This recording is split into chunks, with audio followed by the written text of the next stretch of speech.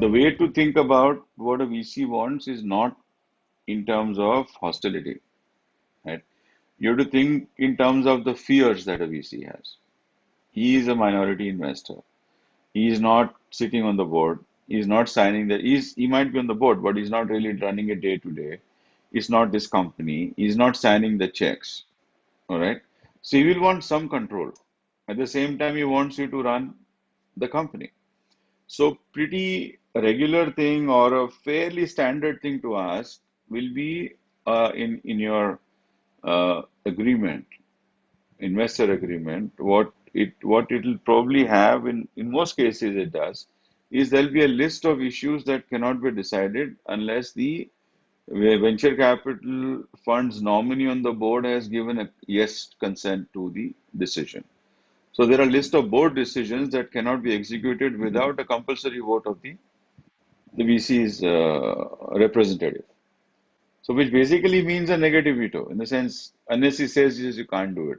So which will include things like acquisition of a company, selling of assets, making large capex purchases, giving yourself a salary raise, hiring somebody with more than typically a crore a year kind of salary.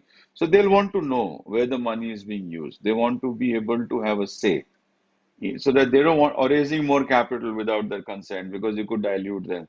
So all these things are a list of 12 or 13 items which basically pertain to the same mindset. Giving a dividend, declaring a dividend, giving loans, taking out money, all kinds of stuff, right? Merging with something else, having a rights issue. There are so many things.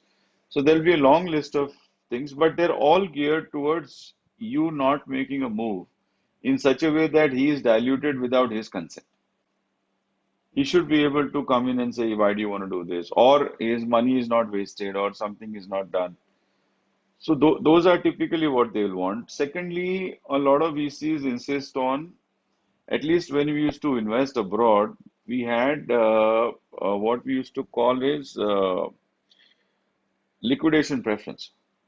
So a liquidation preference in India is done by way of investing in preference shares because we don't have a concept of liquidation preference in India for equity. But in the US or elsewhere, when you invest in equity, you can write a liquidation preference in the agreement for yourself, which means that when you're selling the company, VC will get the money first. Okay, what he has invested will come in. So essentially, he's saying that, look, I put $20 million. Tomorrow you sell your company for $25 million. My 20 million comes back to me.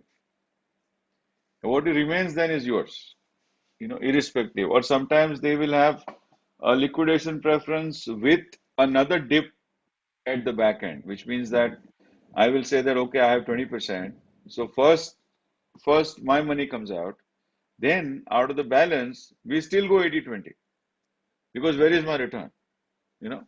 So they will write some kind of a liquidation preference to protect themselves to get the money out. Sometimes they write an IRR preference also. It depends on negotiation. They will say that, whatever happens, I don't care what price you sell. If you decide to sell, I must get my 18% IRR on top of my money first. So those kind of deals can leave nothing for you if you come in lower. And the assumption is that, and that is the time when they will hold your vision against you, saying you're looking for 100x. I'm asking for 18% IRR. How can it be a problem? They'll hold your vision against you that time, saying, you're going for the moon. I'm not asking you for that. I'm saying, okay, we go for the moon, you reach the moon, everybody's happy. What if you stop midway? Then what happens? I must get a return.